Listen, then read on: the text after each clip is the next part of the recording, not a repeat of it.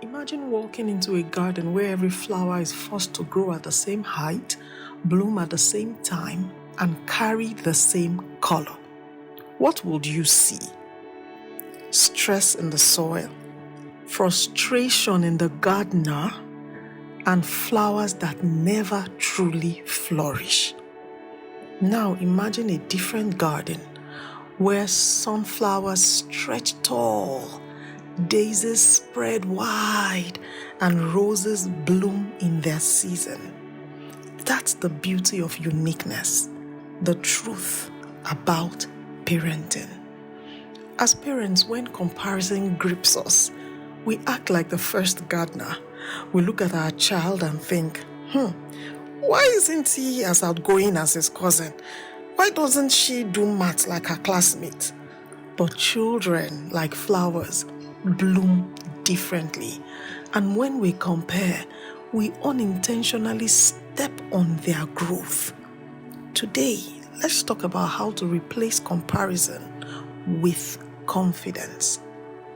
The first step, notice your soil, which is your self-talk.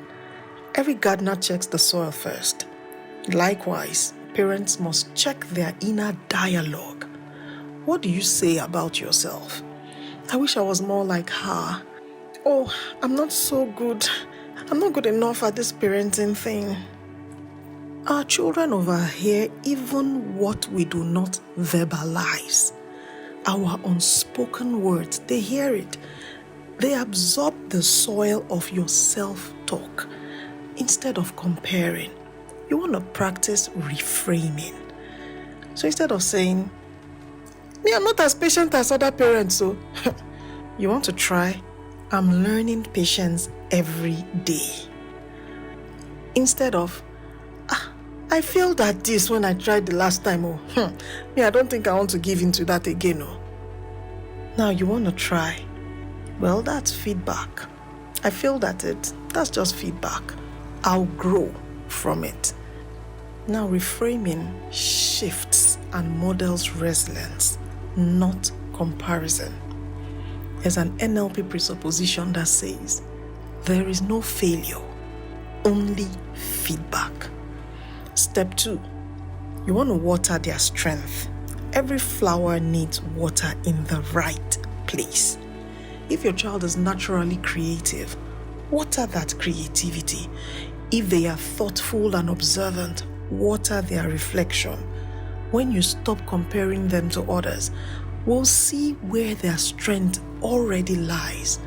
We want to remember, everyone already has the resources that they need to succeed. Our role is not to make them someone else, but to nurture who they already are. Step 3, allow different seasons. Some flowers bloom in spring, others in late summer. As I have minimal knowledge when it comes to different kinds of flowers and their blooming seasons, I know at least of other kind of crops where mango has its seasons and agbalumo, udara, what other name is it called? It also has its seasons. We find them at different points in time of the year. Same thing with our children. They develop at different times. Just because our child isn't reading as early as their sibling doesn't mean they won't shine later. We want to trust the process because people respond according to their map of the world. Every child's timing is different, and that's okay. Our job, keep creating an environment where growth is safe, where their season isn't rushed. So I hope that with these few points of mine, I've been able to convince you that we need to stop being like the first gardener who forces sameness, but to convince us to be the gardener who celebrates uniqueness. When we do, comparison loses its grip, not just on us parents, but also on our child.